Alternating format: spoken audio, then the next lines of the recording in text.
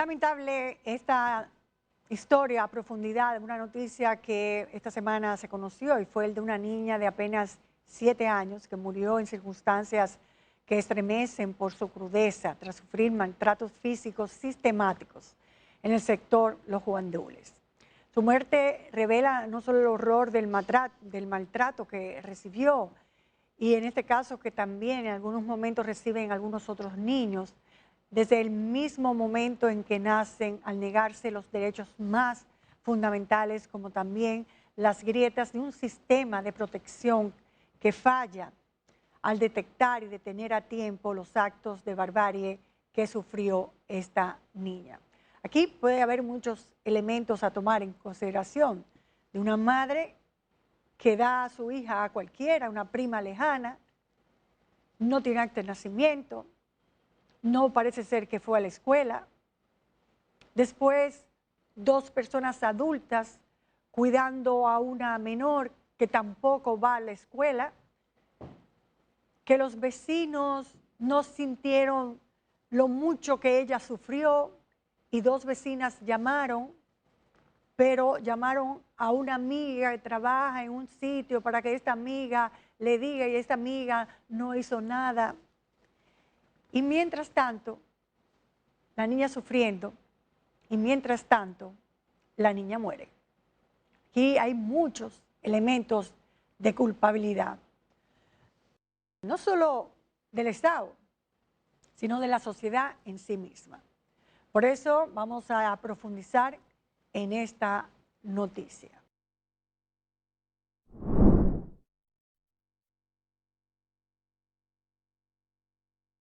Cuando el policía comenzó a enseñarme fotos de la niña, yo quise morirme porque en verdad yo no pensaba de que eso podía suceder así. Si yo hubiese sabido, yo subo y saco a la niña y aunque me tiren de la segunda, hago algo.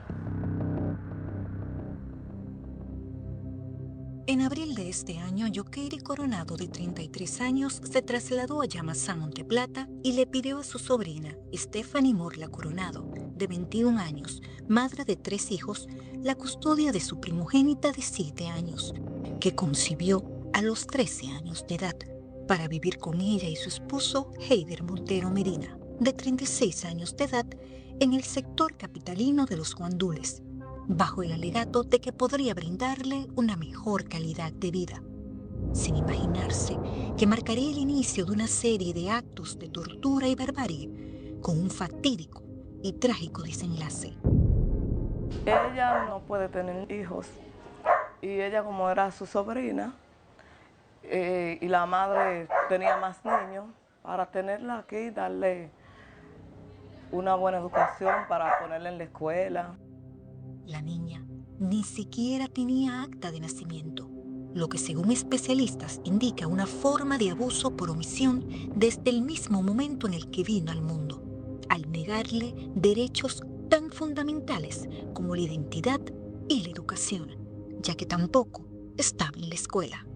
Esta madre es una víctima también de una situación que inclusive está penalizada en República Dominicana, de que una persona tenga relaciones sexuales con un menor de esta edad. Entonces, aunque ella incumplió esa obligación del registro civil, también tenemos que tomar en consideración que es un menor de edad, que no tiene un sentido de la responsabilidad.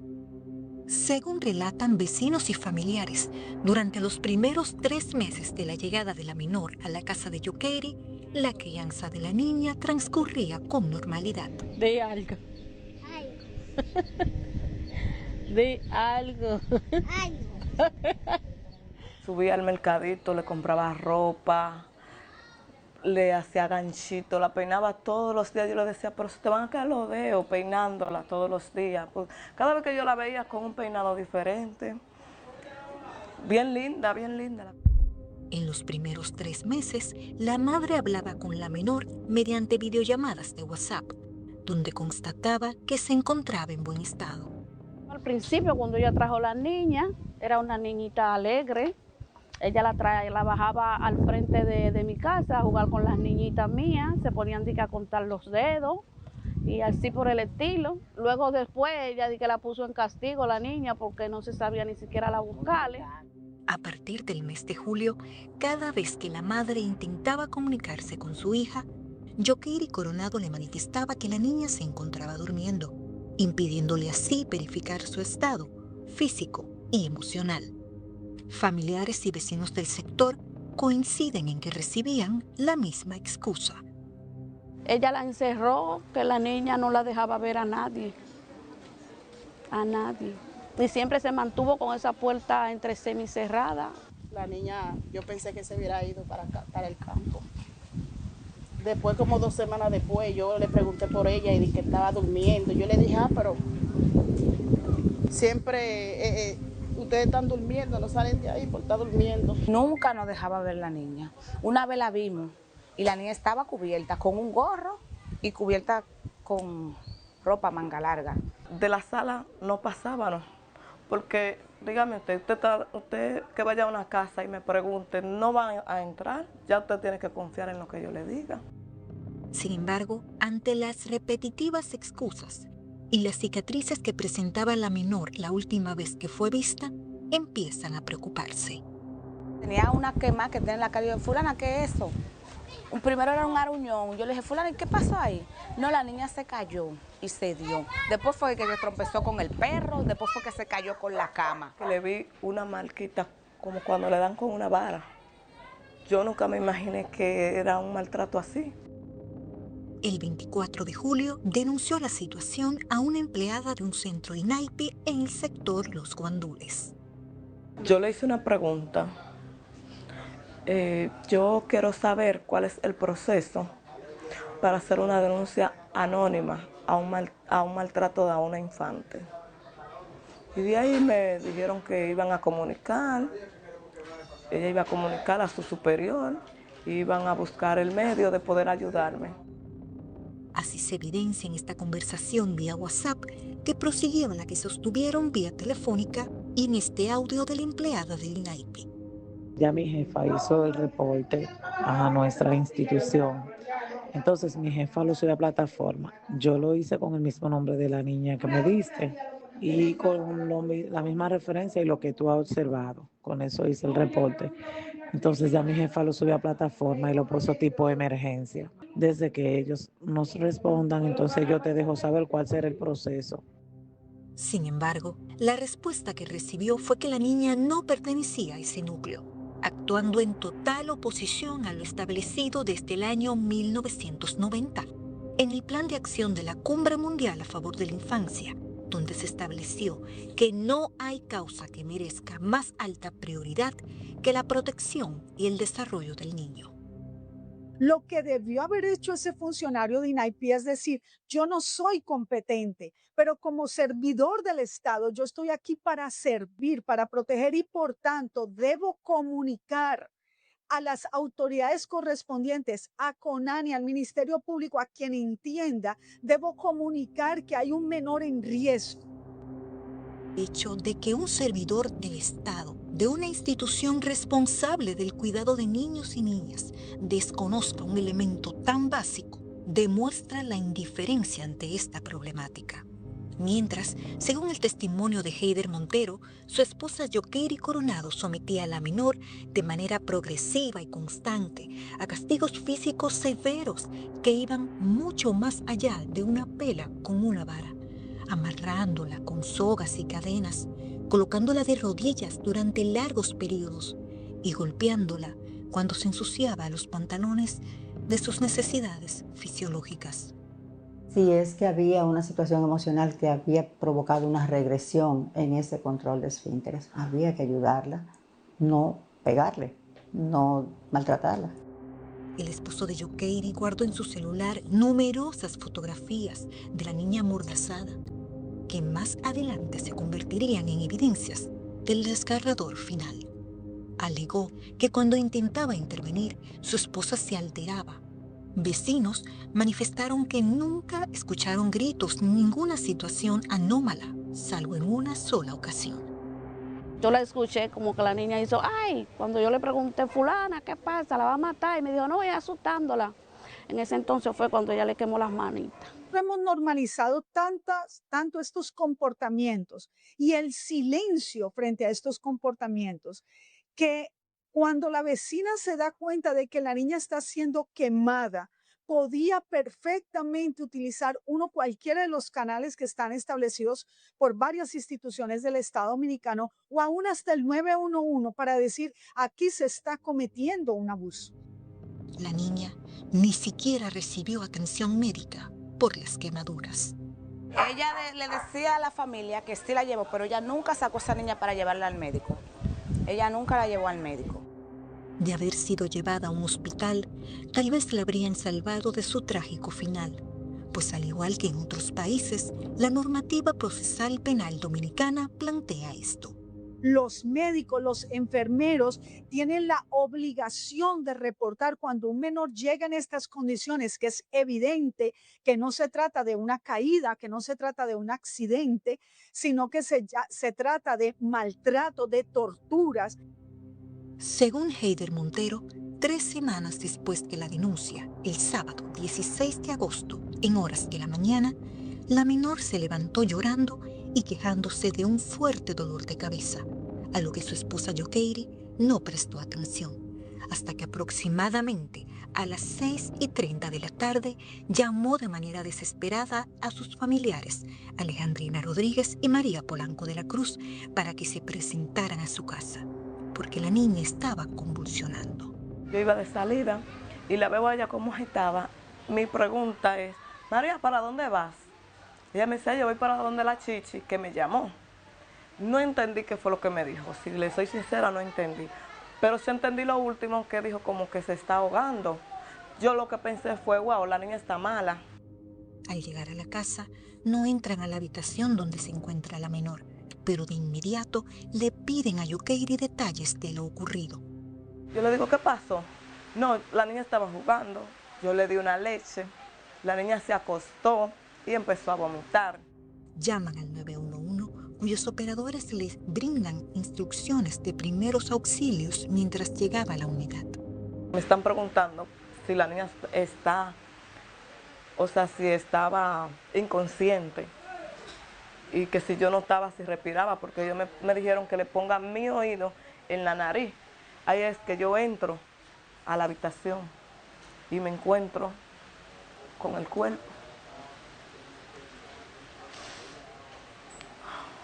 Nunca pensé que me iba a encontrar con esa imagen. La niña estaba en estado inconsciente. La niña tenía el bracito como en su vientre, la manita izquierda, y yo se la bajé y le hice aquí en el pechito, porque aún yo la vi así, yo tenía esperanza que estuviera viva. Pero al ver que no reaccionaba, yo desistí. Siguieron contando, la que me estaba asistiendo siguió contando, pero yo desistí porque yo dije, ya no hay vida. La ausencia de signos vitales fue confirmada por la unidad del 911, que llegó unos 10 minutos después de la llamada a las 7 de la noche. 2 horas después, a las 9 de la noche, se presentó el INASIF, quienes manifestaron al investigador de la policía que la niña había fallecido a causa de múltiples golpes contusos, quemaduras y laceraciones en distintas partes del cuerpo, estableciendo además que presentaba síndrome del niño maltratado. Este síndrome, que está compuesto por varios indicadores. Uno de ellos, cuando un niño tiene lesiones en distintos niveles de curación. Es decir, un hematoma nuevo, pero uno más viejo, una fractura que se curó sola, una lesión que es más reciente. Las lesiones varían en su proceso de curación. Al ser cuestionada, Yokeiri Coronado cambió la versión que inicialmente había dado a sus familiares, de que la niña empezó a vomitar tras haber ingerido leche, y atribuyó un golpe en la cabeza que presentaba la menor a una supuesta caída en el baño. Sin embargo, eso no se correspondió con lo establecido por la médico del INASIF, por lo que Yokeiri fue puesta bajo arresto. Momentos después, agentes de la policía se trasladaron al lugar de trabajo de su esposo, Heider Montero, quien había salido a laborar 3 horas antes del fallecimiento de la niña, por lo que también fue puesto bajo arresto. Incluso, familiares de Yokeiri le atribuyen igual o mayor responsabilidad en este trágico hecho. El sábado ya la niña estaba muerta cuando él se fue y comprando mucho hielo para echarle al cuerpo de la bebé. Se ve en los videos allá en el colmado cuando él fue a comprar los hielos. Esta versión fue corroborada por vecinos del sector. Ya estaba allá, el Mario estaba trabajando, el Mario fue a buscar el trabajo. Es un abuso. Y dije que no sabía comprando hielo, que la prima mía le dijo, esto soy yo que tú compras, sacaban todos los dientes los colmados. Y ella dije que no, que hace mucha calor con mucha calor. Y al parecer fue como dijo la médico legista, que la niña tenía más de 2 días de muerta.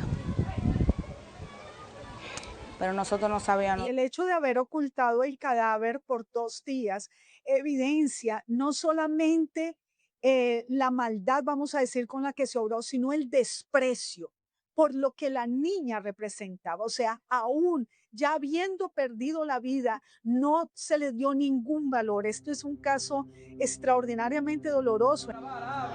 De comprobarse, agravaría aún más la situación de los 2 tutores responsables de la menor. Ante esta desgarradora tragedia nos preguntamos cuál sería la responsabilidad de la madre. Y aunque la madre es joven, la madre hoy día entiendo que tiene ya 21 años, o sea, ya es adulta, tiene una mayor responsabilidad, se le exige una mayor responsabilidad. Pero si acaso no la tiene porque fue madre muy joven, tiene todavía otros familiares que podían haber levantado la alerta ante las autoridades. Mientras, la madre de la menor apareció devastada después de la tragedia, pidiendo justicia y afirmando que confiaba en su tía.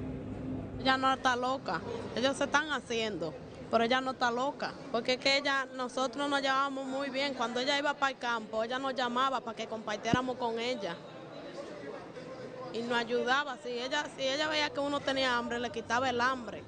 El acta preliminar de levantamiento del cadáver certificó que la causa de muerte fue maltrato infantil, tras comprobar que el cuerpo presentaba golpes contusos, quemaduras y laceraciones en distintas partes de su cuerpo. El desmejoramiento físico era evidente, al punto de que al momento del hallazgo del cadáver, la niña tenía afeitada toda la cabeza. Porque también tenemos que hablar del maltrato, del abuso psicológico. O sea, no solamente el físico, que es en este caso atroz, pero en términos psicológicos el abuso emocional está tan ligado al maltrato físico, tan vinculado, y a veces se pasa por alto. Se espera que la autopsia esté lista en unos 3 meses, lo que confirmará mayores detalles de las circunstancias de este trágico suceso, incluyendo cuántos días tenía de fallecida al momento del hallazgo y si fue abusada sexualmente, algo que no es descartado por familiares de Yokeiri. Y definitivamente esto agravaría la necesidad de que revisemos lo que estamos diciendo hasta este momento, la conciencia con la que la sociedad dominicana está manejando el riesgo en que se encuentran muchos menores, mientras los demás en pasividad y en silencio toleramos. El cuerpo de la niña fue sepultado este martes en Yamasá, Monte Plata. Lo que sí es un hecho es que todos le fallaron desde un inicio, empezando por el Estado, ya que una institución recibió una denuncia y se negó a darle curso. La sociedad, la comunidad, los vecinos, los que veían a la niña en la calle, los que se daban cuenta de que la niña no estaba en la escuela. Por eso, se entiende que la causa directa de la muerte de la menor ha sido una falla de todo el sistema de protección de niños, niñas y adolescentes. Este jueves, el tribunal impuso 3 meses de prisión preventiva a Yokeiri Coronado y Heider Montero por actos de tortura y barbarie. Según abogados especialistas, el proceso debe llegar a buen término, ya que las desgarradoras y estremecedoras pruebas están más que claras. La idea no es que llevemos 2 personas a prisión y los dejemos allá, porque con eso no estaremos recuperando la vida que se perdió. Pero lo que sí podemos hacer es tomar medidas correctivas y preventivas para evitar que otros menores surtan la misma suerte. Por eso hemos hablado tanto en muchos momentos de una estrategia donde la salud mental esté más cerca de la gente.